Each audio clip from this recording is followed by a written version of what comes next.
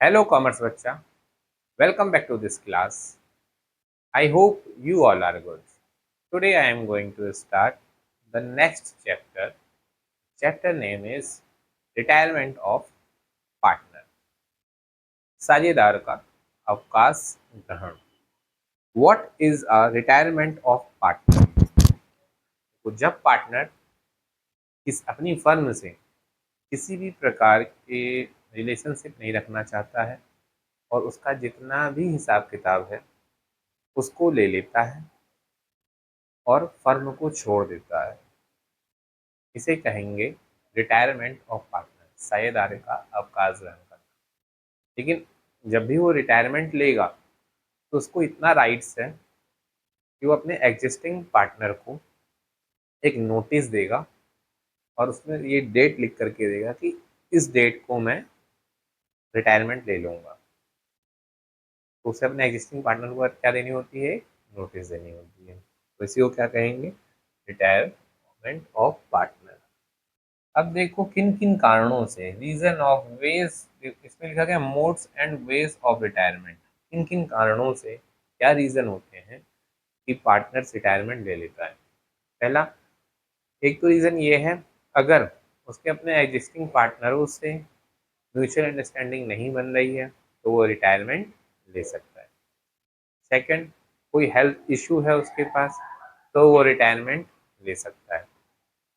Third, अगर वो बहुत ज़्यादा ओल्ड हो चुका है, बहुत बूढ़ा हो चुका है, काम करने की हालत में नहीं है, तो भी वो रिटायरमेंट ले सकता है। अब बात आती है पोजीशन ऑफ रिटायरिंग पार्टनर। साझेदार मतलब पार्टनरशिप में जब तक कि रिटायरिंग पार्टनर है तो उसकी पोजीशन क्या होगी? एक एग्जांपल से सीखते हैं। ए, बी और सी, ये तीन पार्टनर हैं और सी क्या ले रहा है? रिटायरमेंट। कब ले रहा है? 30 सितंबर को उसने नोटिस दे दी, कहा कि अब मैं 30 सितंबर से रिटायर हो रहा हूँ, मेरा जितना भी हिसाब किताब बनना है तुम लोग मुझे दे देना। तो इसकी रिस्पॉन्सिबिलिटीज क्या है? इसकी रिस्पॉन्सिबिलिटी तब तक है, कब तक है? 30 सितंबर तक की है और 30 सितंबर से पहले तक है। अपने क्रेडिटर्स, अपने कस्टमर, अपने सप्लायर्स सभी के प्रति इसकी रिस्पॉन्सिबिलिटीज है और अपने कस्टमर के प्रति भी इसकी रिस्पॉन्सिबिलिटीज है 30 सितंबर तक। सेकंड क्या है? एक रिस्पॉन्सिबिलिटी ये है कि ये पब्लिक अनाउंसमेंट करेगा कि मैं 30 सितंबर से सोलर प्राइवेट लिमिटेड से, मतलब सोलर पार्टनरशिप से, सोल पार्टनरशिप एक नाम है, सोल पार्टनरशिप से रिटायरमेंट ले रहा हूँ। 30 सितंबर के बाद मेरा वहाँ पर कोई भी काम नहीं है और कुछ भी होता है उसके प्रति रिस्पॉन्सिबल मैं नहीं हूँ। ये सब पब्लिक अनाउंसमेंट करेगा। अगर ये पब्लिक अनाउंसमेंट नहीं करता है, इसके रिटायरमेंट के बाद 1 तारीख से, 1 अक्टूबर से ए और बी को पब्लिक अनाउंसमेंट करना पड़ेगा कि सी ने रिटायरमेंट ले लिया है इस फर्म से। अगर ए और बी, सी तीनों रिटायरमेंट का पब्लिक अनाउंसमेंट नहीं करते हैं तो फिर इसकी रिस्पॉन्सिबिलिटी जैसे पहले थी वैसे ही बनी रहेगी। तो हो गया हमारा पोजीशन ऑफ रिटायरिंग पार्टनर। अब इसके बाद हमारा एक चीज है, आपका रिटायरिंग के राइट्स क्या क्या हैं, रिटायरिंग पार्टनर्स के राइट्स क्या क्या हैं। पहला राइट्स तो ये है, वो जो जिस पार्टनरशिप में, जिस फर्म में वो काम कर रहा था, सेम काम वो कर सकता है, उस फर्म का कॉम्पिटिटर बन सकता है, किसी को किसी भी प्रकार की प्रॉब्लम क्रिएट नहीं होगी।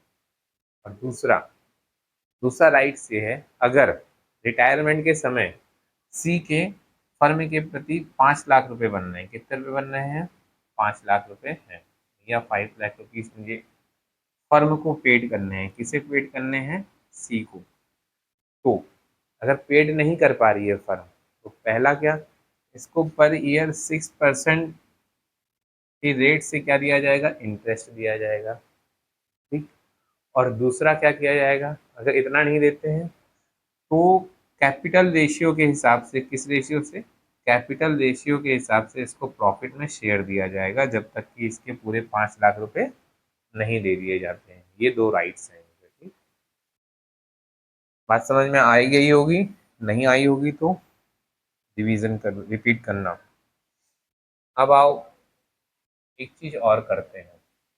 इसके आगे हमारे पास थ्योरी में क्या बता रहे हैं, इसके आगे थ्योरी में बताया जा रहा है एक और थ्योरी पार्ट है हमारा ये, कर लेते हैं किनारे, इसको कर लेते हैं बड़ा, है क्या है, effects of retirement of a partner. जब पार्टनर रिटायर होता है तो फर्म पे क्या क्या इफेक्ट्स पड़ते हैं, क्या क्या प्रभाव पड़ते हैं।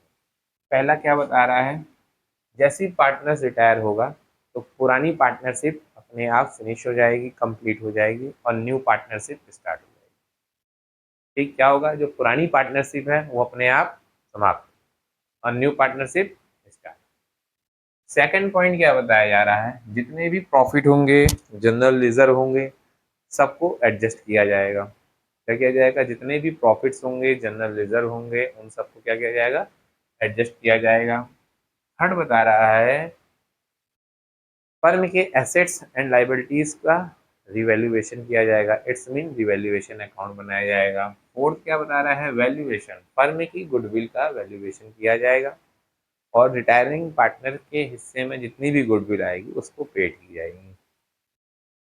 और फिर क्या कह रहा है, जो भी पार्टनर रिटायर हो रहा है, जो पार्टनर रिटायर हो रहा है उसका जितना भी कैपिटल है, जितना भी रिजर्व है, जितना भी प्रॉफिट है, रिवैल्यूएशन करते हुए जितना प्रॉफिट है और गुडविल में जो उसका शेयर है, सब उस पार्टनर को दे दिया जाएगा। अब जब पार्टनर रिटायर होता है, और एक पॉइंट और है, फिफ्थ पॉइंट कहता है जब पार्टनर रिटायर हो रहा है और जो एग्जिस्टिंग पार्टनर है तो उनका पीएसआर बदल जाएगा, प्रॉफिट शेयरिंग रेशियो बदल जाएगा। इसमें या तो दोनों ही जो एग्जिस्टिंग पार्टनर हैं उन दोनों पार्टनर को प्रॉफिट होगा, या तो एक प्रॉफिट गेन करेगा लेकिन एक प्रॉफिट गेन तो नहीं करेगा लेकिन उसको सेक्रीफाइस भी नहीं करना पड़ेगा। इसमें सबसे अच्छी बात क्या है, इसमें कोई भी पार्टनर सेक्रीफाइस नहीं करेगा। क्या होगा, इसमें दोनों ही पार्टनर या तो प्रॉफिट गेन करेंगे या तो जो उनका पुराना रेशियो था उसी रेशियो से काम करेंगे। और सबसे मोस्ट इम्पॉर्टेंट बात क्या है, जब पार्टनर रिटायर होता है तो रिटायर पार्टनर की जितनी कैपिटल होती है, जो भी प्रॉफिट, जितना हिसाब किताब है, या तो फर्म तुरंत दे देगी उसको, कहेगी भैया लो इतना पैसा तुम्हारा 5 लाख रुपया बनना तुरंत ले लो। अगर नहीं देगी तो फर्म या तो किसी बैंक से लोन लेगी, लोन लेकर के उसको दे देगी, चलो ये भी नहीं हुआ तो फर्म, दो कंडीशन तो होगी, तीसरी कंडीशन क्या है, फर्म ऐसा करेगी पार्टनर्स का लोन अकाउंट ओपन कर देगी और उस लोन को या तो उसको इंटरेस्ट देगी या तो कैपिटल रेशियो के बराबर प्रॉफिट देगी। ठीक, फिर उसके बाद आता है adjustment at the time of retirement of partner. जब पार्टनर रिटायर होता है तो कौन कौन से एडजस्टमेंट किए जाते हैं। सबसे पहले तो क्या, न्यू रेशियो और गेनिंग रेशियो। पहला एडजस्टमेंट तो न्यू रेशियो में हो जाएगा, दूसरा गेनिंग रेशियो में हो जाएगा। जो एग्जिस्टिंग पार्टनर होंगे या तो वो गेन कर रहे होंगे, सेक्रीफाइस नहीं करेंगे लेकिन गेन ही गेन करेंगे। ठीक, दूसरा क्या है भाई, जो गुडविल है, गुडविल को कैलकुलेट किया जाएगा AS26 के लिए। तुम लोग का काम क्या है, अकाउंटिंग स्टैंडर्ड 26 AS26 क्या होता है मुझे बताओगे नेक्स्ट वीडियो में या कमेंट कर। तीसरी चीज क्या होगी, रिवैल्यूएशन किया जाएगा तो रिवैल्यूएशन अकाउंट बनाया जाएगा। फर्म के लिए क्या बनाया जाएगा, रिवैल्यूएशन अकाउंट। और अगर जो भी रिजर्व होंगे या रिवैल्यूएशन से अगर प्रॉफिट होगा या तो लॉस होगा, वो सब क्या, ओल्ड पार्टनरों में बांटा जाएगा। ये हो गया। इसके बाद क्या होगा, इसके बाद पार्टनर्स के कैपिटल अकाउंट बनाए जाएंगे और जो पार्टनर्स रिटायर हो रहा है उसका लोन अकाउंट बनाया जाएगा। मैं इतनी सारी बातें होंगी। अब देखो इसमें एक चीज है, न्यू प्रॉफिट शेयरिंग रेशियो। हमें सिर्फ इतना फॉर्मूला तुम लोग को याद करके आना है। आज तक की हम लोग फॉर्मूला क्या याद किए थे, sacrifice ratio equal to old ratio minus new ratio. अब गेनिंग रेशियो इक्वल टू क्या, गेनिंग रेशियो इक्वल टू क्या, new ratio minus old ratio, बस। इस फॉर्मूले से हम लोग आगे बढ़ेंगे। आज का बेटा वीडियो हम लोग कंप्लीट करते हैं यहीं पर। ये हमारे रिटायरमेंट ऑफ पार्टनर की थ्योरी ऑलमोस्ट फिनिश हो चुकी है, कंप्लीट हो चुकी है। हम लोग मिलेंगे बेटा नेक्स्ट वीडियो में और कुछ क्वेश्चन के साथ। और नेक्स्ट वीडियो में हमारे रिटायरमेंट ऑफ पार्टनर्स के प्रॉब्लम एंड सॉल्यूशन स्टार्ट हो जाएंगे। तब तक के लिए बच्चों स्वस्थ रहो, मस्त रहो और अपनी पढ़ाई में व्यस्त रहो।